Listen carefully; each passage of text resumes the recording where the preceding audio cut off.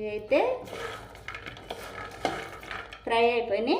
ఒక ప్లేట్లో తీసేసుకున్నాం. కొంచెం ఒక చెంచా ఆయిల్ వేసుకున్నాం కదా, దీంట్లో ధనియాలు,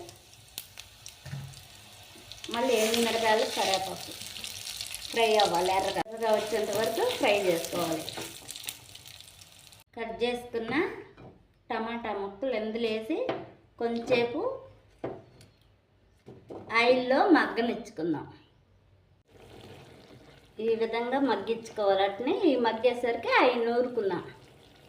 రోట్లో వేసి నూరుకుందాం. ఫస్ట్ శనగెత్తనాలు వేసి దంచుతాం.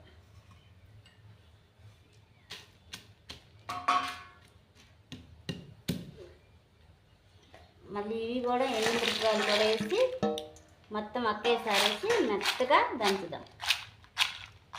ఉప్పు, రాళ్ళు ఉప్పు ఒక చెంచా, రుచికి సరిపోను. చాలపోతే మళ్ళీ వేసుకోవచ్చు. పోయింది కదా, ఫస్ట్ ఫ్రై చేసుకున్న టమాటా ముక్కలు కూడా వేసేసుకున్నాం. ఈ విధంగా వేసేసుకుని దీన్ని కూడా మెత్తగా నూరేసుకున్నాం. ఇలా మెత్తగా నూరుకోవాలి. టమాటాలు చిన్నగా, లేదంటే ముఖం మీద పడుతుంది.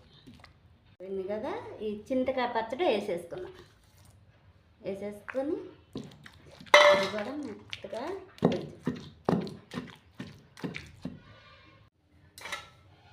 గిన్నెలో తీసేసుకున్నాం.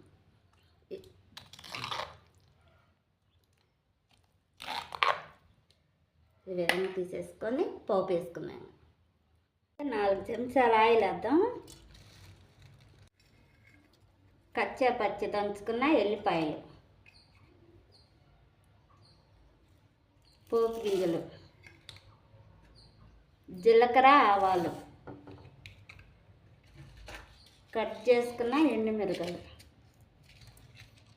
వేసేసుకున్నాం. వేసేసుకున్నాం కదా. ఇంకా ఈ రోటి పచ్చడి అయితే చింతకాయ పచ్చడి ఇందులో వేసి పోపు వేసుకున్నాం.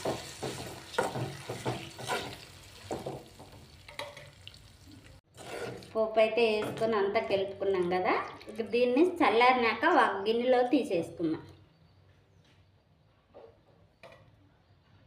అండి, అందరికి నమస్తే. నేను మీ అంగటి రమణ కిచెన్. ఈరోజు పాతకాలం పద్ధతిలో అమ్మమ్మ నాయనమ్మలు చేసుకున్న టైప్లో పచ్చడి, చింతకాయ పచ్చడి చేసుకున్నాం. ఇలా నెయ్యి 2 చెంచాలు నెయ్యి వేసుకొని, వేడి అన్నంలో ఈ పచ్చడి వేసుకొని 2 చెంచాలు నెయ్యి వేసుకొని తింటే అసలు అమృతం అంటే అమృతం. పప్పు, సాంబారు, చికెన్, మటన్ కూడా చల్లవన్నమాట.